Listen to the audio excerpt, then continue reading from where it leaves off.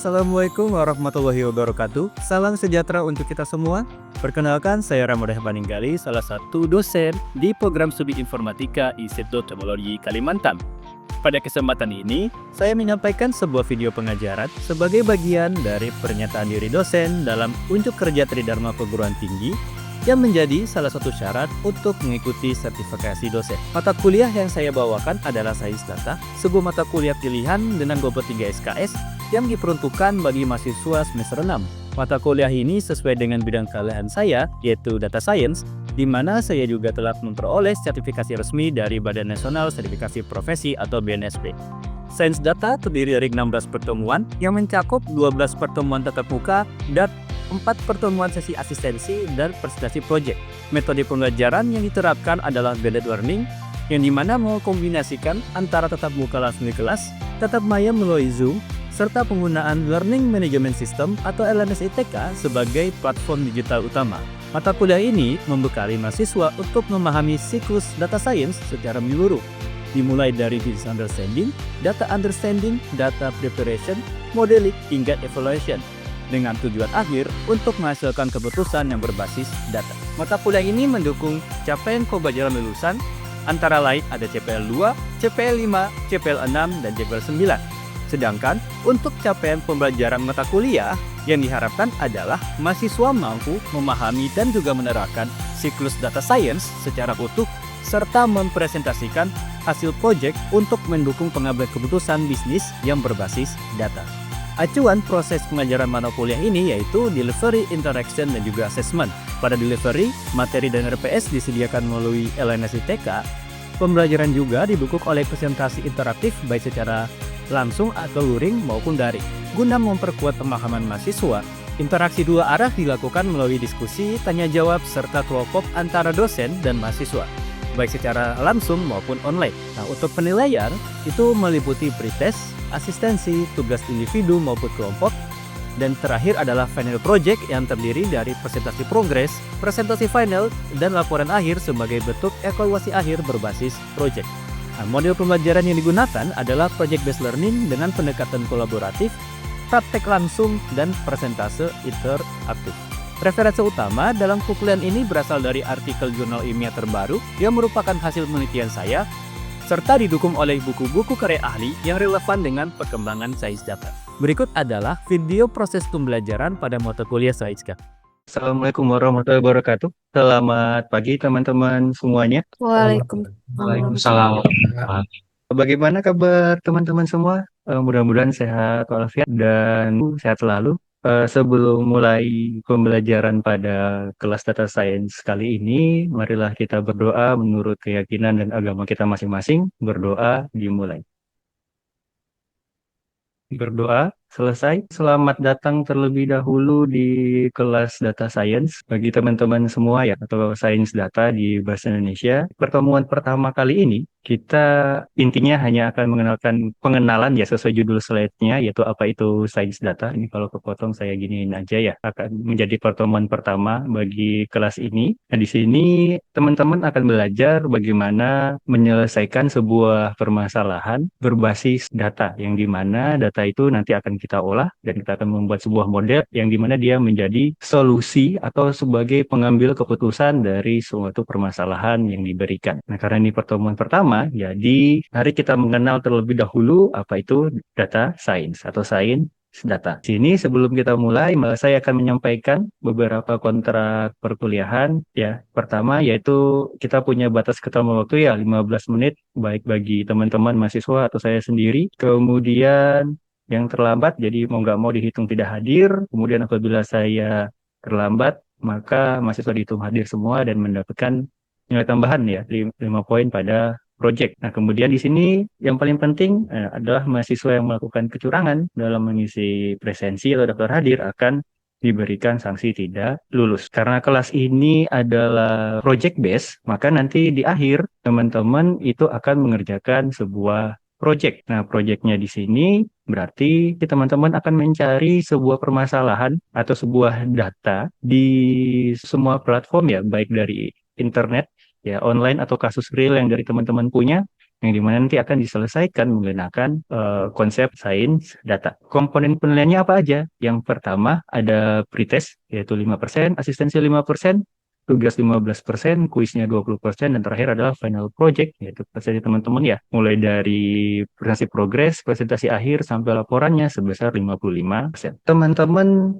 kita akan membahas, karena ini pengenalan ya, jadi di sini teman-teman di pertemuan pertama yaitu mampu menjelaskan dulu apa itu pengertian dan project dari sains data sendiri. Kemudian untuk bahan kajiannya ada mulai dari pengertian sains data, konsep dasar sains data, sampai tool sains data. Nah, sebelum kita masuk ke pembahasan, mari teman-teman bisa bergabung ya di classpoint.app. Ini kelas code-nya di sini. Nanti kalau bisa lewat sini ya, bisa di-scan aja barcode-nya. Kemudian ini adalah kelas kodenya. Atau mau dari web tadi bisa dari sini ya. Classpoint.app, ininya kelas code-nya adalah SD001.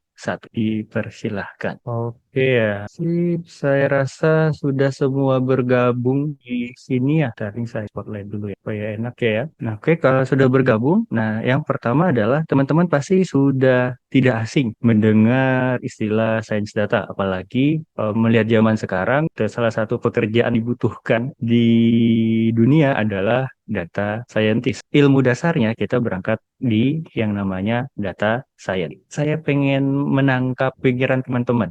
Kira-kira apa sih yang teman-teman tahu mengenai sains data? Oke, saya persilahkan aja lewat gadget teman-teman ya, dari HP atau misalnya dari laptop, silakan bisa ditulis apa yang teman-teman tahu mengenai sains data. Oke, ya kita tunggu sebentar lagi sebelum saya close submission ya. Oke, kita tutup di 2 menit ya. 10 detik lagi. Oke, di sini yang bagi menjawab saya kasih reward dulu ya.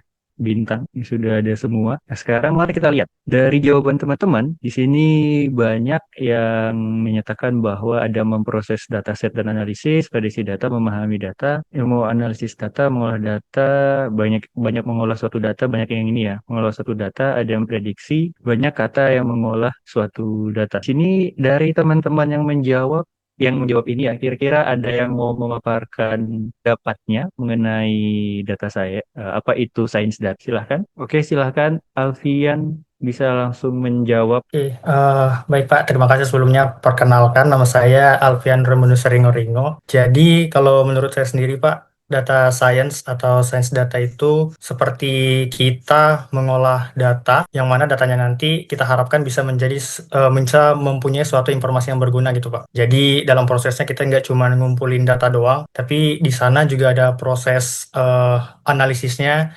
Terus nanti kita bisa menghasilkan sesuatu untuk bisa dibuat dalam bentuk suatu keputusan gitu, Pak. Nah, jadi dalam prosesnya sendiri, nantinya itu bakal ada seperti kayak proses perhitungan statistik, terus ada juga coding di dalamnya, supaya kita bisa ngerti konteks dalam permasalahannya sendiri. Kalau untuk contohnya sendiri dalam penerapan di kehidupan dari data science sendiri, kalau kalau saya nggak salah Pak, itu adanya kayak rekomendasi di misal kayak platform streaming film, terus bisa juga digunakan untuk melakukan prediksi cuaca, terus bisa kita gunakan juga buat analisis di media sosial gitu Pak.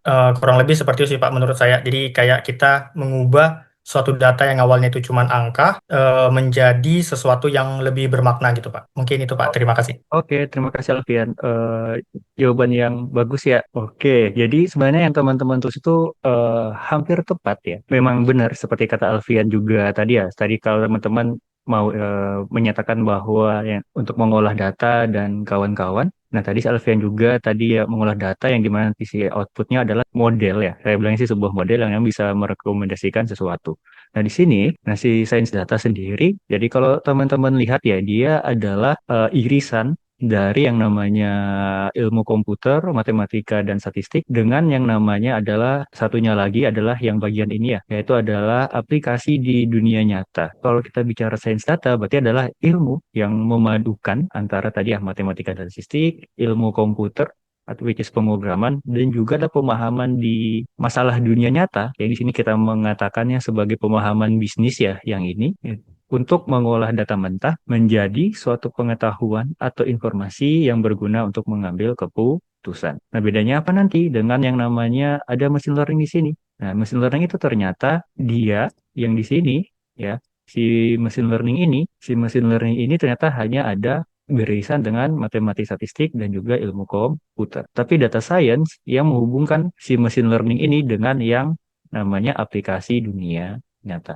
Jadi kalau kita punya suatu problem di dunia nyata, kemudian kita menyelesaikannya dengan menggunakan si machine learning, nah itu adalah bagian dari yang namanya data science. Nah, masalah real world application area. Jadi masalah di dunia nyata ini ternyata tidak hanya bagian dari codingan aja, tapi bisa jadi masalah kesehatan, masalah ekonomi, terus misal transportasi dan kawan dan sejenisnya ya. Sehingga pengetahuan dari si data science terutama di bagian real world application ini ya, itu kita harus membuka pengetahuan kita secara umum. Sehingga apa? Supaya kita bisa mengerti dan mencari solusi menggunakan si data science, terutama dalam aplikasi dunia nyata atau permasalahan di dunia nyata. Nah, kemudian di sini kita masuk ke konsep dasar data science atau science data.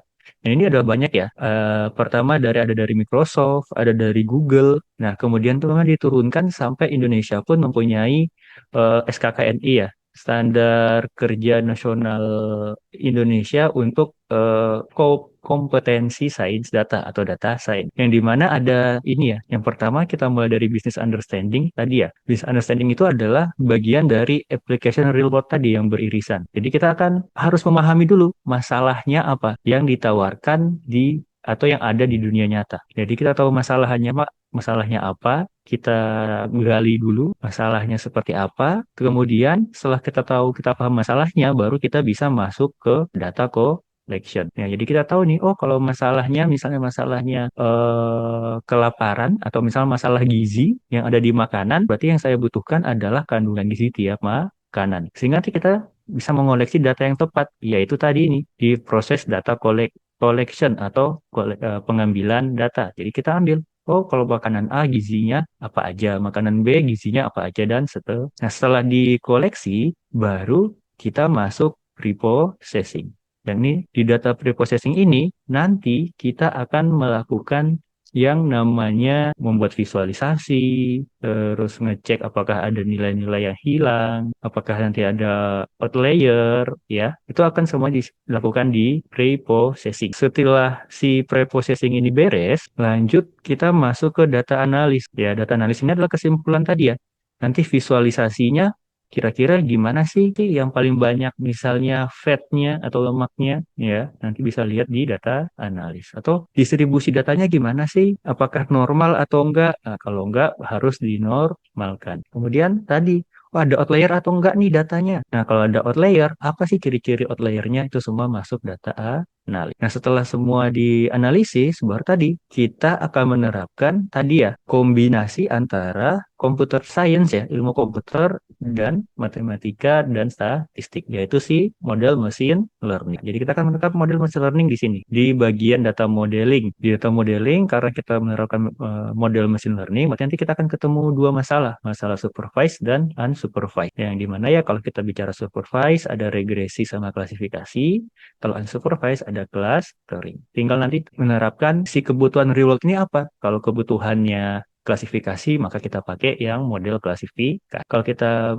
masalahnya model prediksi, kayak berapa sih jumlah panen di bulan Agustus misalnya, berarti nanti pakainya model regresi. Kemudian kalau misalnya nanti, oh kalau nggak ada outputnya gimana? Hanya untuk mengelompokkan, nanti masuknya masalah clustering. Setelah itu, nah, di data modeling, setelah kita pilih mau kita tahu masalahnya apa ya, jadi harus tahu dulu ya, tadi masalahnya apa untuk menentukan tadi, apakah dia masalah prediksi, terutama masalah klasifikasi atau masalah clustering.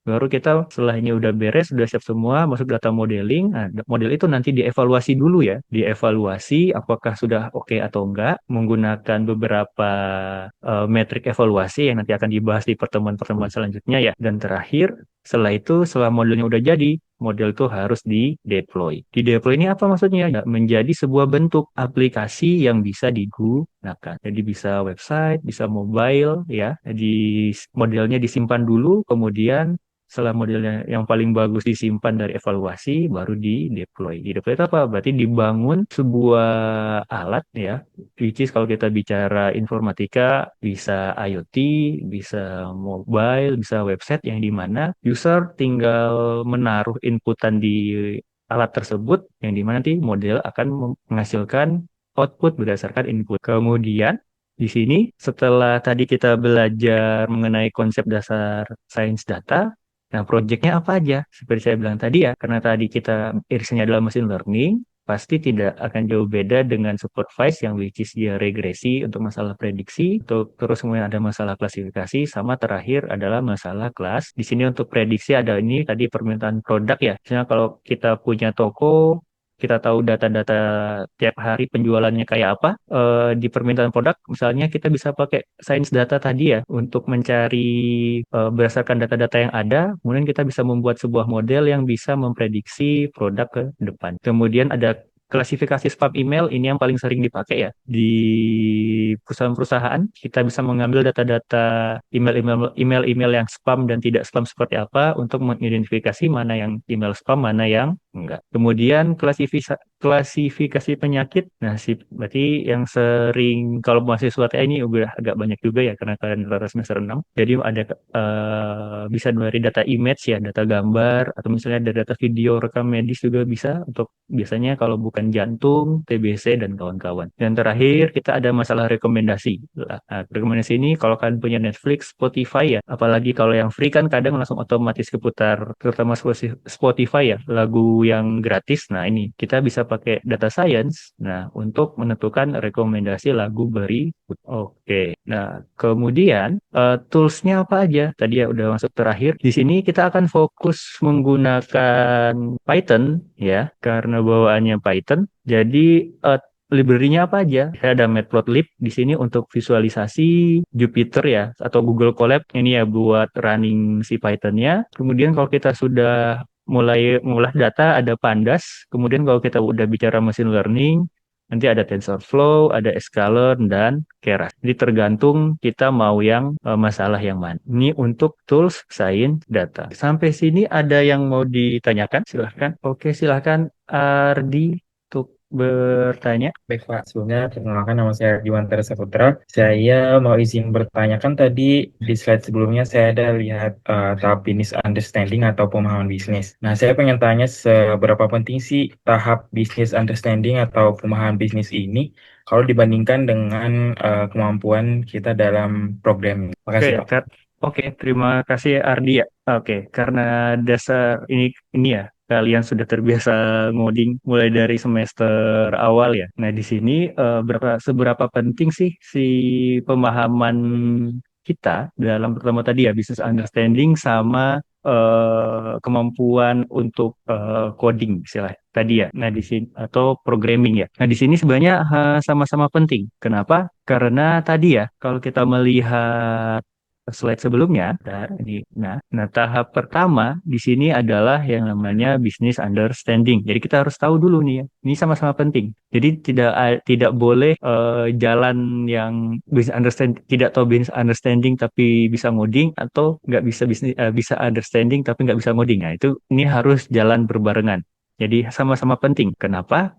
Karena tadi ya, kita akan memiliki, bukan, kita akan bukan memiliki, apa ya kata-katanya ya, kita akan menyelesaikan sebuah permasalahan, ya terutama dengan konsep ada step-step tadi ya, dari 1 sampai 6 ini, yang dimana which is ini coding semua ya, dari dasar programming semua juga, dari 2 sampai 6, tapi core-nya adalah di sini ya, jadi harus sama-sama penting. Nah, core, kenapa? Tadi karena startnya mulai dari business understanding, berarti kita harus paham dulu permasalahannya seperti apa. Ini akan memerlukan bagaimana logika kita ya, atau cara berpikir kita ketika ketemu suatu masalah. Nah, bagaimana cara kita membreakdown masalah tersebut sampai nanti ketika kita di breakdown, tadi ya konsep memahami suatu permasalahan bisnis. Jadi konsepnya adalah ketika kita dikasih masalah adalah bagaimana logika kita logika kita atau pikiran kita berpikir memecah-mecah masalah ini kira-kira solusinya seperti apa yang nanti dibutuhkan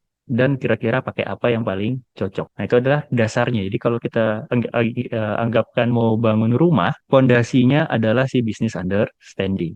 Jadi kalau udah fondasinya kuat, nah maka tadi sisanya adalah soft skill-nya, kemampuan programming tadi, mulai dari data collection, data preprocessing, data analysis, data modeling, sampai deployment. Ini adalah kemampuan programmingnya. Jadi sama-sama penting. Kan kalau kita bangun rumah kan nggak mungkin cuma sampai fondasinya aja ya. Jadi ada kayak bangun ruang kamar tidur, terus si ruang tamu dan kawan-kawan. Nah, itu sama. Begitu juga sebaliknya ya. Kita kan nggak mungkin bangun rumah kalau fondasinya nggak kuat. Jadi keduanya itu, si teknik-teknik programming sama si pemahaman bisnis atau which is business understanding ini sangat penting dua-duanya. Jadi harus jalan berbarengan, sama-sama penting. Nggak boleh salah satu yang lemah atau cuma salah satu yang bisa. Kalau salah satu lemah nggak apa-apa sebenarnya, terutama di business understanding, tapi kita harus bekerja sebagai tim. Nah, maksudnya sebagai tim ini apa? Nah, si business understanding ini adalah orang yang ahli di bidang. Kalau misalnya satu lemah ya, contoh, kalau kita bicara suatu klasifikasi penyakit, misalnya penyakit jantung ya, di sini si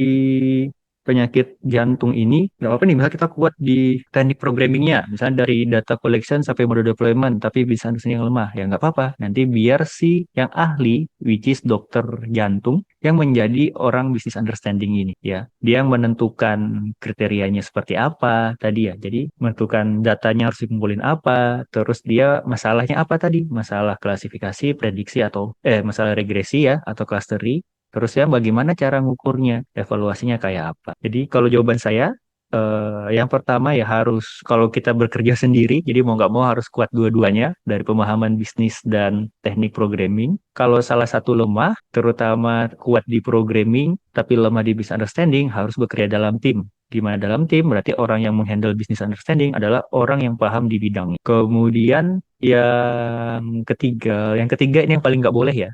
Yang paling nggak boleh, berarti nggak boleh hanya tahu programming tapi tidak tahu business understanding. Begitu juga sebaliknya ya, tahu business understanding tidak tahu si programming. Apakah sudah cukup jelas, Ardi? Jelas, Pak. Terima kasih, Pak. Oke, ada lagi yang mau ditanyakan? Oh, ini udah slide terakhir. Kalau tidak ada, mari kita diskusi ya sendiri. Sebenarnya saya pengen diskusi kelompok, tapi karena online, mari diskusi masing-masing aja. Teman-teman kan di sini udah lama nih di ITK, apalagi di Balikpapan. Nah, kira-kira ada nggak sih permasalahan yang teman-teman lihat, terutama di ITK ataupun di Balikpapan, yang kira-kira bisa menggunakan pendekatan data science atau sains data. Saya kasih waktu semenit ya, harusnya cukup ya. Bentar, saya lihat jam. Iya, semenit kayaknya cukup ya. Oke ya, saya tunggu semenit mulai dari sekarang. Oke, saya rasa cukup ya diskusinya. Ada yang mau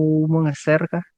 Pendapatnya mengenai tadi salah satu masalah yang bisa diangkat di sekitar ya, which is masalah di ITK atau masalah di Balikpapan yang bisa diselesaikan menggunakan pendekatan data science. Ya, silakan Arifia. Perkenalkan, saya Arifia Dia Selistiani. Mungkin untuk permasalahan Bapak tadi, saya kasih contoh identifikasinya tuh di lingkungan yang paling dekat ya Pak, yaitu di kampus Hmm. TK sendiri. Menurut saya salah satu aktivitas yang bisa ditingkatkan dengan pendekatan sains data di lingkungan kampus tuh kayak semisal manajemen pengelolaan jadwal peminjaman ruang kelas atau ruang laboratorium gitu Pak. Jadi kayak selama ini dan yang pernah saya alami sendiri juga tuh kadang terjadi bentrok gitu Pak atau adanya ruang kosong yang nggak dimanfaatkan gitu secara maksimal. Jadi dengan menerapkan sains data itu menurut saya kita bisa menganalisis kayak pola peminjamannya, waktu sibuk, dan kebutuhan ruangannya itu sendiri. Jadi, untuk hasil analisisnya itu bisa digunakan untuk membuat sistem rekomendasi jadwal otomatis yang lebih efisien dan adil gitu, Pak. Oke, terima kasih Arifia. Saya rasa untuk diskusi cukup. Nah, sebelum saya tutup, ada kuisis. Ini saya stop share dulu ya. Sebentar, saya stop share dulu. Mari kita kuisis sebentar. Ya, saya play dulu. Langsung aja. Nanti teman-teman bisa join. Woi, classic mode aja. Langsung di start. Jadi teman-teman bisa buka kuisis terlebih dahulu. Ini saya share. Oh, masih loading. Nah, silahkan join ya. Ini saya ke bawah lagi deh. Ketutup. Ya, dan join myquizzes.com. Enter code-nya ada di situ. Terus, atau mau scan juga bisa ya. pakai barcode. Oke ya, kita langsung mulai aja ya. Kita start quizisnya. Oke. Saya suaranya dulu. Ada suaranya lupain aja deh. Satu lagi ya, Ardi belum PN. Oke. Jadi selamat ada tiga besar ya. Ada Nabila Nisa, Cynthia Siregar, dan Tia. Oke, selamat tiga orang ini. Bentar, saya neng. Oke, jadi akan mendapat nilai tambahan nanti ya dari tiga teratas. Jadi selamat. Oke, sebelum karena sudah melihat ya, jadi rata-rata tadi 76% ya. Oke, berarti saya rasa sudah mulai paham mengenai apa itu data science. Nah, kemudian oke ya, kita tutup pertemuan kali ini. Bentar ya, saya slideshow lagi. Nah, jadi tadi kita telah belajar ya, atau telah mengenal apa itu sains data dan proyeknya seperti apa. Tadi kita tahu sains data, kalau sesuai pengertiannya adalah irisan dari tiga bidang ilmu, ada matematika statistik, kemudian ilmu komputer ya, dan terakhir adalah kasus dunia nyata atau real world problem. Nah, sehingga konsep data science konsep data science tadi, konsep dasarnya kita ada 6 bagian ya. Karena tadi berisan dengan dunia nyata, maka kita langkah pertama yang harus kita kerjakan yaitu si business understanding. Kemudian setelah kita tahu pemahaman bisnisnya, jadi kita tahu masalah real yang harus kita hadapi seperti apa, maka kita masuk ke data collection atau pengumpulan data.